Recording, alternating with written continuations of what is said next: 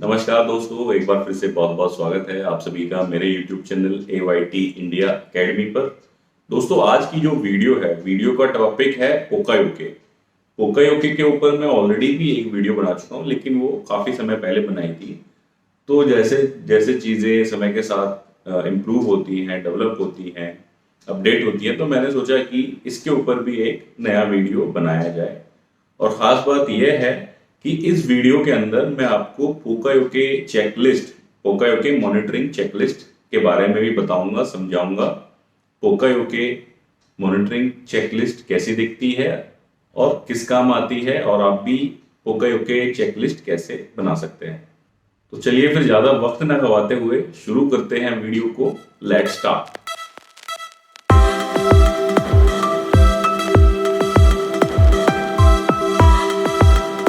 दोस्तों, सबसे पहले हम जानेंगे पोकायोके शब्द की परिभाषा या पोकायोके क्या होता है।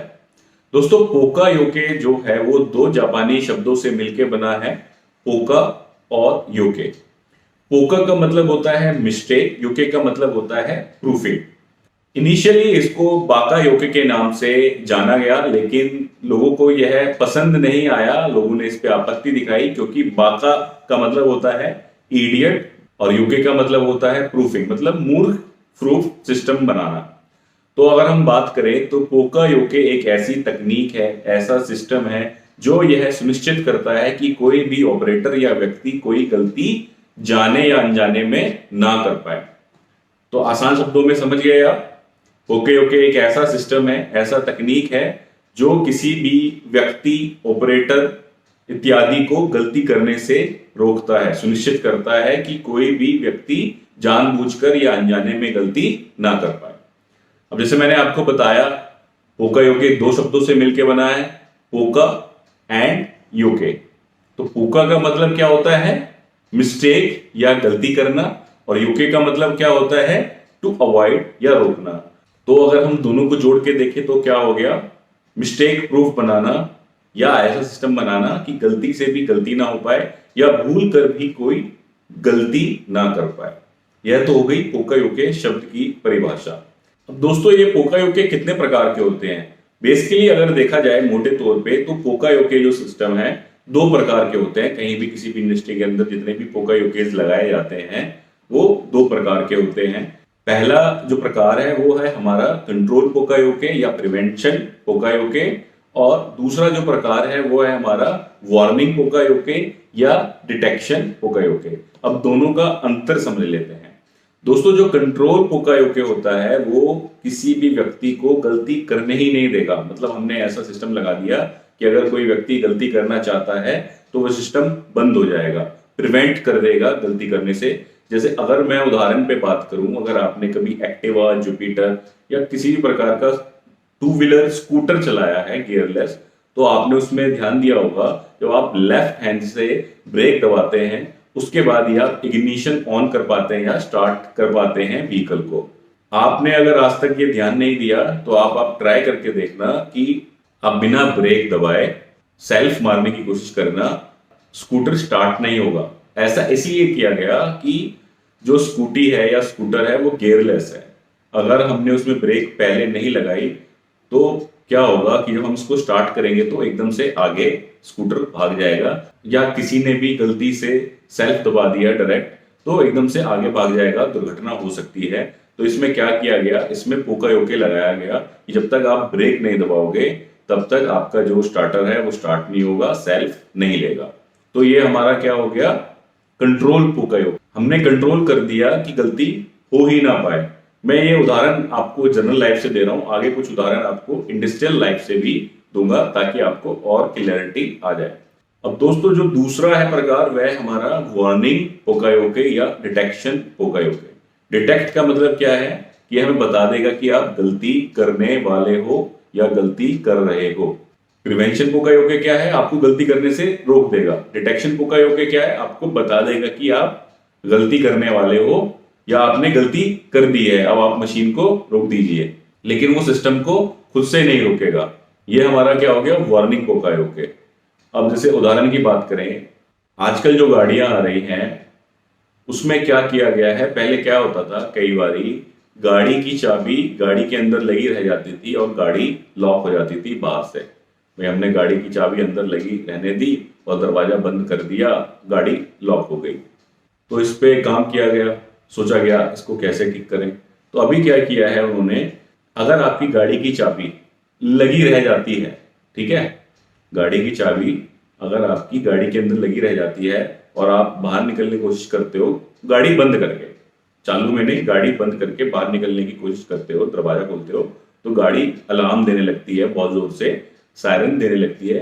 या आपने हेडलाइट जली छोड़ दी तो भी आपको गाड़ी सायरन देने लगेगी कि आप गलती कर रहे हो, आपने लाइट जली छोड़ दी, आपकी बैटरी डाउन हो जाएगी। ऐसे अगर हम टू व्हीलर की बात करें तो जो स्प्लेंडर वगैरह है उसमें क्या है, पहले बहुत सारे एक्सीडेंट होते थे कि आपका लेफ्ट साइड जो स्टैंड होता है वो खुला रह गया, तो जब आपने गाड़ी मोड़ी तो बाइक जो है वो पलट गई। तो इस पे अब क्या एक्शन लिया कंपनी ने, इसमें भी एक पोकायोके लगाया।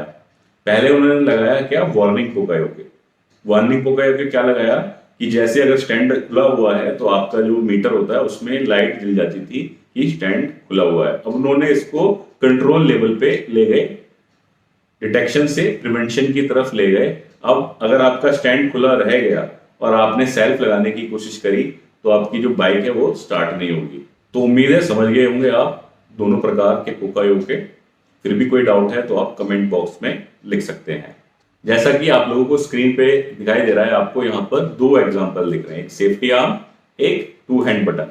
तो जो प्रेस शॉप इंडस्ट्री से रिलेटेड है वो इसको विजुलाइज कर पा रहे होंगे। तो जो पहला जो उदाहरण है वो क्या है कि कई बारी पहले ज्यादातर क्या होता था कि जो हमारी मैकेनिकल प्रेसेज हैं उसमें क्या हुआ कि पीस निकाल रहा है, रख रहा है ऑपरेटर, और गलती से स्ट्रोक लग गया तो उसका हाथ आ जाता था, उंगली कट जाती थी या हाथ कट जाता होगा। आपने अपने आस पड़ोस में अक्सर ये सुना होगा कि उस व्यक्ति का या उस पड़ोसी का उंगली कट गई, हाथ आ गया प्रेस के अंदर। तो इसी कारण से होता था कि कोई पोके नहीं लगे होते थे। तो मैकेनिकल प्रेस पे क्या लगता है, इस तरीके की सेफ्टी आर्म लग जाती है। जो आपको ये दिखाई दे रही है इस तरीके की सेफ्टी आर्म मैकेनिकल प्रेसेस के ऊपर लग जाती है। तो अगर व्यक्ति का हाथ मशीन के अंदर ले जाता रह अगर व्यक्ति का हाथ मशीन के अंदर रह जाता है और वो स्ट्रोक मारता है तो ये झटके से ये जो आर्म आपको दिख रही है ये ऐसे ऐसे चलती है, तो उसको झटके से हाथ को ऐसे हटा देगी तो उसका हाथ कटने से बच जाए। तो ये क्या हो गया हमारा पोकायोके रिलेटेड टू सेफ्टी। और ये कैसा पोकायोके है, ये हमारा कंट्रोल पोकायोके है या प्रिवेंशन पोकायोके है, गलती को रोक देता है। उसके बाद में आपको स्क्रीन के ऊपर दूसरा एग्जांपल दिख रहा है जिसके अंदर दो बटन्स हैं। तो जब प्रेस मशीन चलाएंगे वो, तो जब ऑपरेटर प्रेस मशीन चलाएगा ऐसा ना हो कि उसने एक बटन से ऐसे हाथ दबा रखा है और दूसरा हाथ मशीन के अंदर दे दिया। तो जब तक आप दोनों हाथों से मशीन के बटन नहीं दबाओगे मशीन चलेगी नहीं, चालू नहीं होगी। तो इस केस में भी क्या हुआ, जब हमारे दोनों हाथ एंगेज हैं, बिजी हैं, तो हमारी उंगली कटने के चांस खत्म हो गए। तो ये हमारा कंट्रोल पोकायोके हो गया, प्रिवेंशन पोकायोके हो गया। इसके बाद कुछ और उदाहरण देखते हैं। ऐसे ही प्रेस से रिलेटेड एक और उदाहरण है, ये ड्रिल से रिलेटेड भी हो सकता है। जहां ड्रिल मशीन चलती है, बड़ी ड्रिल मशीन है, उसमें कोई ड्रिल कर रही है या मिलिंग कर रही है और आपने चलते हुए उसमें हाथ दे दिया मशीन के अंदर तो हाथ कट सकता है। ऐसे अगर प्रेस है, चलती प्रेस में हाथ दे दिया, हाथ कट सकता है। तो इस तरीके के क्या होते हैं, सेफ्टी कर्टेन बोलते हैं इनको हम, जो आपको स्क्रीन पे दिखाई दे रहे हैं। इस तरीके के सेफ्टी कर्टेन्स लगाए जाते हैं। जो लाइट आपको रेड कलर की दिख रही है ये इनविजिबल होती है, यहाँ पर आपको डेमोन्स्ट्रेट करने के लिए दिखाई गई है। तो जैसे ही मेरा हाथ गया तो वो लाइट क्या है, रुक जाएगी और उससे कनेक्शन कट जाएगा और मशीन बंद हो जाएगी जहां भी जिस भी स्थिति में है। तो आपका हाथ नहीं कटेगा या हाथ को चोट नहीं पहुंचेगी। इसी तरीके से कुछ इस तरीके के लिमिट स्विच वगैरह लगे होते हैं कि दरवाजा खुला रह गया मशीन का तो मशीन चालू नहीं होगी, ठीक है, तो लिफ्ट एक स्पेसिफिक हाइट पर ही जाके रुक जाएगी। तो ये सब क्या है, पोकायोके के उदाहरण है। अगर इनको हम मोटे तौर पे देखें तो कौन कौन से पोकायोके इंडस्ट्री में यूज होते हैं, काउंटिंग डिवाइस है, सेंसर्स हैं, लिमिट स्विच हैं, हमने कोई शेप बदल दी कि पार्ट उल्टा सीधा फिट ना हो पाए। भाई कई बार क्या होता है, उल्टा पार्ट फिट हो गया, वेल्डिंग हो गई, पार्ट रिजेक्ट हो गया, चेकलिस्ट हो गई, टू हैंड ऑपरेशन आ गया, कलर कोडिंग आ गई, लाइट्स आ गई, प्रेशर चेक आ गए, उसके बाद में कुछ टैग्स आ गए, गाइड पिन्स आ गई, लोकेटिंग पिन्स की पार्ट को लोकेट करने के लिए पिन है जिससे कि पार्ट गलत ना बने, बजर्स, अलार्म्स आ गए। तो ये सब क्या है, पोका योके के एग्जांपल्स हैं जो हम इंडस्ट्री के अंदर इंप्लीमेंट करते हैं। अब हम देखेंगे एक पोका योके चेकलिस्ट। पोका योके चेकलिस्ट कैसी होती है, किस काम आती है, क्यों जरूरी है हमें जानना पोका योके चेकलिस्ट के बारे में। दोस्तों, शीट के बारे में जानने से पहले मैं आप लोगों को एक सूचना देना चाहता हूं। जैसा कि आप लोगों को पता है कि AYT इंडिया एकेडमी का एंड्रॉयड ऐप आ चुका है और हमारी ट्रेनिंग की भी वेबसाइट आ चुकी है जिसका एड्रेस है www.learn.aytindia.com और एंड्रॉयड ऐप का नाम है AYT इंडिया एकेडमी। तो आप अगर प्ले स्टोर में जाके सर्च करेंगे AYT इंडिया एकेडमी तो आपको AYT के लोगों के साथ ऐप मिलेगी, वो आप डाउनलोड कर लें। तो जितने भी हमारे ऑनलाइन कोर्सेज हैं उनकी डिटेल जानकारी आपको एंड्रॉयड ऐप या हमारी जो ट्रेनिंग वाली वेबसाइट है www.learn.aytindia.com पर ही मिलेगी। तो दोस्तों, जैसे मैंने आपको बताया कि हमने कुछ कोर्सेज बना करके इस पे वेबसाइट के ऊपर और ऐप के ऊपर डाले हुए हैं। आप लोगों की रिक्वेस्ट आती रहती है कि हमें ये कोर्स चाहिए, ये फॉर्मेट चाहिए, तो मैं YouTube पे भी वीडियो डालता रहता हूँ, वो भी बंद नहीं करी है, ना करूंगा कभी। और कुछ कोर्सेज ऐसे हैं जो मैं स्पेसिफिकली अपनी ऐप के ऊपर ही डालता हूँ। जैसा आपको स्क्रीन के ऊपर दिखाई दे रहा है, टोटल अभी हमारे 6 कोर्सेज आ चुके हैं, जिसमें है पहला हमारा डेली रिजेक्शन, रीवर्क शीट, रेडविन analysis, cost of poor quality. तो इसके अंदर क्या है, वीडियोस हैं, साथ ही साथ आपको रेडी टू यूज फॉर्मेट मिलेंगे। आपको फॉर्मेट बनाने की जरूरत नहीं है, आपको कॉस्ट ऑफ पुअर क्वालिटी का फॉर्मेट, उसका मंथली एनालिसिस का फॉर्मेट, रेडविन एनालिसिस का फॉर्मेट, उसकी अटेंडेंस शीट, उसके बाद रिजेक्शन, रीवर्क की शीट और उनकी एनालिसिस की शीट आपको इस कोर्स के अंदर मिलेगी। दूसरा जो हमारा कोर्स है वो है हमारा DPR विद OEE, जिसके अंदर आपको पूरा बताया गया है कि डेली प्रोडक्शन रिपोर्ट क्या होती है, आवरली प्रोडक्शन रिपोर्ट क्या होती है, OEE शीट क्या होती है और OEE हम कैसे कैलकुलेट कर सकते हैं। तो इसके अंदर भी आपको रेडी टू यूज फॉर्मेट्स मिलेंगे, आपको फॉर्मेट बनाने की जरूरत नहीं है, आप सीधा डाउनलोड कर सकते हैं फॉर्मेट और उसको अपनी कंपनी की इसके अंदर डिटेल डाल के, अपनी मशीन्स डाल के, अपने पार्ट्स डाल के आप उसको यूज कर सकते हैं। इसके अंदर मैंने इंजेक्शन मोल्डिंग, रबर मोल्डिंग और CNC मशीनिंग से रिलेटेड OEE की शीट्स डाली हैं। तो यहाँ से आप ये वाला कोर्स परचेज कर सकते हैं। इसके बाद जो हमारा अगला कोर्स है वो है हमारा इंटरव्यू से रिलेटेड, जिसके अंदर आपको रेज्यूमे और इंटरव्यू से रिलेटेड सारी जानकारी दी जाएंगी। इसकी अभी जो लाइव ट्रेनिंग है वो होनी बाकी है। कुछ लोग ये कोर्स परचेज कर चुके हैं और अगर आप भी करते हैं तो इसकी एक लाइव ट्रेनिंग होनी है, जिसके अंदर आपको पूरा बताया जाएगा कि रिज्यूमे कैसे लिखें, रिज्यूमे कैसा होना चाहिए, उसके अंदर आपको क्या क्या गलतियां नहीं करनी है, जब आपको इंटरव्यू देना है तो आपको किस किस चीज का ध्यान रखना है। तो ये सारी जानकारी आपको इस कोर्स के अंदर दी जाएगी। अगला जो कोर्स है हमारा स्टोर कीपर का है। तो कुछ स्टोर कीपर के एग्जाम होते हैं, उनसे रिलेटेड भी है, और अगर आप एक स्टोर कीपर हैं या स्टोर मैनेजर हैं, स्टोर इंचार्ज हैं, तो भी ये कोर्स आपके काम आएगा। आप इस कोर्स को परचेज कर सकते हैं।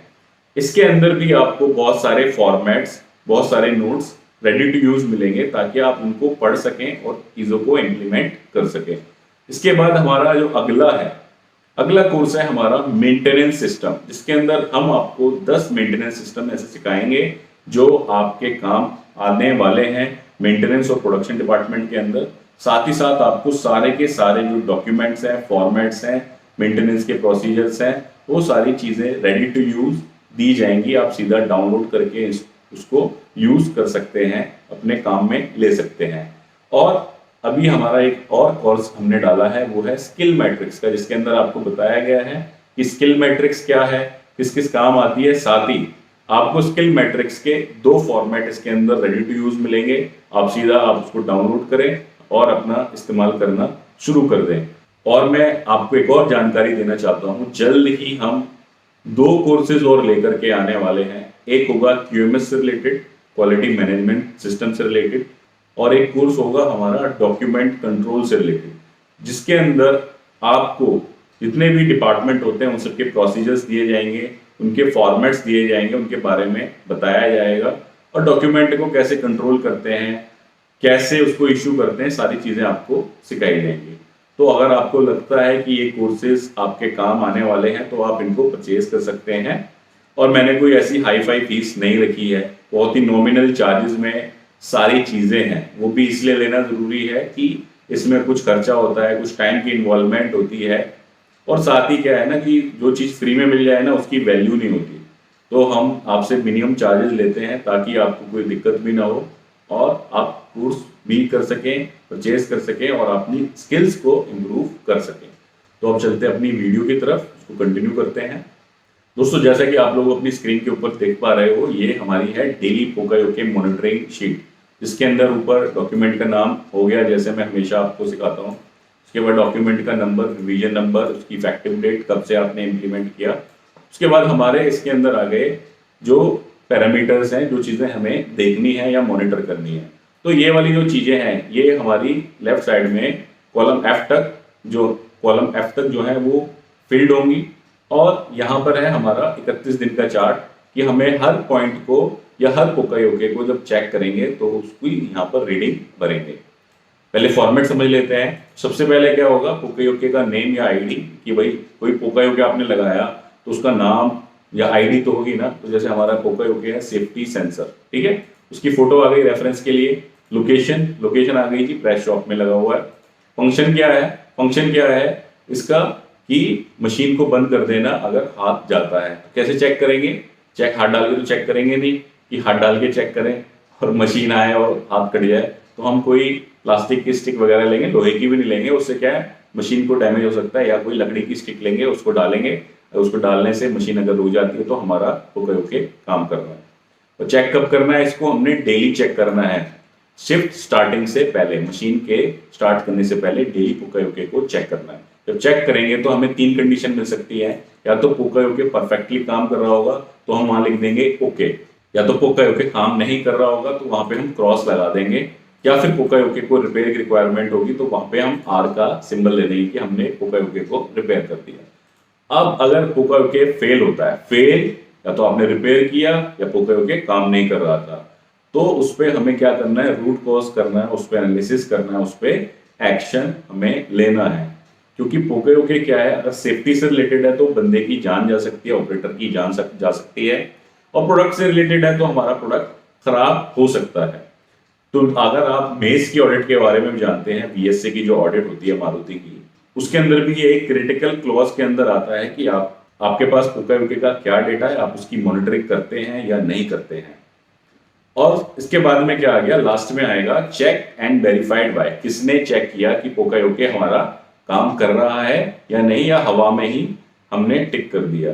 तो दोस्तों, इस प्रकार से आप भी डेली पोकायोके चेकलिस्ट को बना सकते हो और उसको इम्प्लीमेंट कर सकते हो। और कोई ऐसा हाई फाई फॉर्मेट नहीं है कि आप लोग मुझे कमेंट बॉक्स में लिखो sir please share format. Simple line है, ना कोई फॉर्मूला है इसके अंदर, ना कुछ है। यहाँ पे आपको सारे पोकायोके नोट कर लेने हैं, उनकी तस्वीरें लगा देनी है, लोकेशन लिख देना है, फंक्शन लिखना है, उसके बाद में मेथड ऑफ चेकिंग लिखना है कि आप कैसे चेक करोगे पोकायोके काम कर रहा है या नहीं कर रहा है। तो उम्मीद है दोस्तों वीडियो आप लोगों को पसंद आई होगी और आपके काम आएगी। अगर आपको पसंद आई है और चैनल पे आप पहली बार आए हैं तो चैनल को सब्सक्राइब करना ना भूलें। साथ ही वीडियो को लाइक करें, शेयर करें अपने दोस्तों के साथ, ताकि ज्यादा से ज्यादा लोगों तक इंफॉर्मेशन पहुंचे और उनके भी काम आए जैसे आपके काम आए। धन्यवाद।